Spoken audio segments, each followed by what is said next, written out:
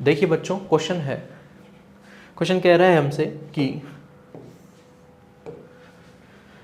3 equal masses m are kept at a vertices ABC of an equilateral triangle of side A in free space at t is equal to 0.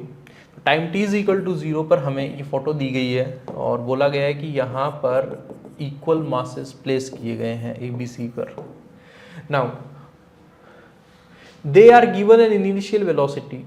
VA को दी गई V note AC, VB को दी गई V note BA. अच्छा, ये vectors में है.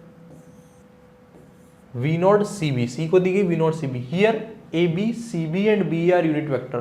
तो मतलब अगर देखा जाए तो A को वेलोसिटी स्पीड तो दी गई V नोट और डायरेक्शन में दी गया AC. तो ये कुछ इस तरीके से V नोट AC. B वाले को दिया गया B की तरफ सेम स्पीड और इसको दिया गया इधर की साइड में V नोट CB. ठीक है. Here AC, CB and BA are unit vectors along the edges of the triangle. If the three masses interact gravitationally, then the magnitude of the net angular momentum of the system at the point of collision. तो point of collision पर net angular momentum of the system कितना होगा? देखो यार, देखा जाए तो question easy है, बट समझा जाए तो बहुत सी चीज़ें हमारे लिए क्लियर करेगा ये वाली चीज़ें. सबसे पहली चीज़ कि ये एक दूसरे के म्यूचुअल ग्रेविटेशन में मूव कर रहे हैं. इसका मतलब ये है कि देखो, अगर A वाला मास यहाँ है, B वाला मास यहाँ है, अगर ये इधर जाना चाहता है और ये इधर जाना चाहता है, तो इनके लिए जो लाइन जॉइनिंग बनेगी वो तो पहले यही बनेगी ना. अगर इनके लिए लाइन जॉइनिंग बनी तो इसके ऊपर ग्रेविटेशन फोर्स यहाँ लग रहा है, इसके ऊपर ग्रेविटेशन फोर्स यहाँ लग रहा है, और तीसरे वाले को देखोगे तो इसको यहाँ भेजा गया, यहाँ पर वेलोसिटी दी गई, तो इसके ऊपर कहाँ लगेगा, इसके ऊपर ग्रेविटेशन फोर्स यहाँ लगेगा, और ऑफ कोर्स इसके ऊपर ग्रेविटेशन फोर्स इसका यहाँ लगेगा, इसके ऊपर यहाँ लगेगा. तो ये जो ग्रेविटेशन फोर्स जो है वो हमेशा इनकी लाइन जॉइनिंग पर लगेगा, बट इनकी स्पीड जो है वो अलग अलग डायरेक्शन में है, अलग एंगल पर है ग्रेविटेशन फोर्स के साथ में. अच्छा, थोड़ा सा जैसे ये इधर आएंगे, ये इधर आ जाएगा, ये इधर आ जाएगा. अब लाइन जॉइनिंग कहाँ बनेगी, ये वाली. अब लाइन जॉइनिंग कहाँ बनेगी, ये वाली. अब लाइन जॉइनिंग कहाँ बनेगी, ये वाली. अब ग्रेविटेशन फोर्स लाइन जॉइनिंग के अलग लग रहे होंगे.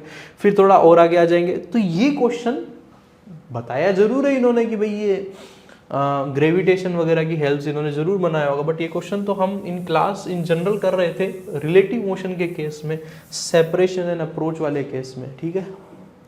तो जब ये मीट करेंगे तो यहाँ सेंट्रोइड पर ही मीट करेंगे, क्योंकि स्पीड इनकी V नोड है और एक दूसरे को अप्रोचिंग कर रहे हैं, मतलब ग्रेविटेशन फोर्स की वजह से. अच्छा, इन्होंने बोला angular momentum of the system at the point of collision. तो पॉइंट ऑफ कोलिजन तो हमें मिल गया, बट एंगुलर मोमेंटम कहाँ का कैसे लिखे. बेटा, अगर ग्रेविटेशन फोर्स इन पे लग रहा है तो हम जानते हैं कि ग्रेविटेशन फोर्स अगर इनके ऊपर लग रहा है तो इनका एंगुलर मोमेंटम जो है वो तो नहीं बदलेगा. इसका मतलब ये है कि आप इनके स्टार्टिंग वाले एंगुलर मोमेंटम ही लिख लीजिए कोलिजन पॉइंट के अबाउट, तो वही आंसर ही बन जाएगा. ठीक है. तो अगर मैं देखूं तो मैं एक काम करता हूं बेटा, C और यहाँ ये सेंट्रोइड, ये मेरे पास में एंगल बीच में से जो जा रहा है, भाई ध्यान रखिए ये वाली लाइन है, ये वाली लाइन है, ये वाली. ठीक है. तो ये 30 डिग्री. अच्छा, ये वाली चीज़ कितनी होगी, if edge length is A then it is of course A/2. और मान लो कि ये जो V नोड है वो कहाँ थी, मान लो क्या V नोड तो ये रही, और V नोड के परपेंडिकुलर इस पॉइंट ऑफ कोलिजन POC के अबाउट ये वाली R परपेंडिकुलर हो जाएगी. तो एंगुलर मोमेंटम लिखोगे MVR परपेंडिकुलर से.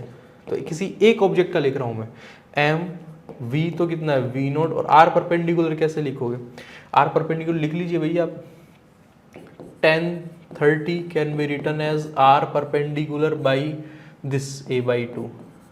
तो R परपेंडिकुलर कितना आ जाएगा, A/2 into 1030, that stands for R perpendicular is equal to A/2√3. ये लो, R परपेंडिकुलर भी आ गया, कितना आया A/2√3. तो L आ गया MV नोड A/2√3. ये लो, क्लियर है. But for this is for the one particle. For system तीनों पार्टिकल ने एक साथ ही मोशन स्टार्ट किया था, एक जैसे ही. O के about angular momentum right hand thumb rule से निकालिए, आपको सेम सेंस में मिलेगा. तो सेम सेंस में मिलेगा एंगुलर मोमेंटम, उनको डायरेक्टली जोड़ दें तीनों के लिए, तो बन जाएगा 3 times of M V naught A by 2√3। इससे ये कैंसिल आउट हो जाएगा, बन जाएगा √3 M V naught A by 2। तो this should be your correct answer, √3 M V naught A by 2। तो बेटा √3 आना चाहिए, गलत, ये भी गलत, ये भी गलत, एक ही बचा ऑप्शन नंबर 4, ये सही होना चाहिए। ठीक है, थैंक यू।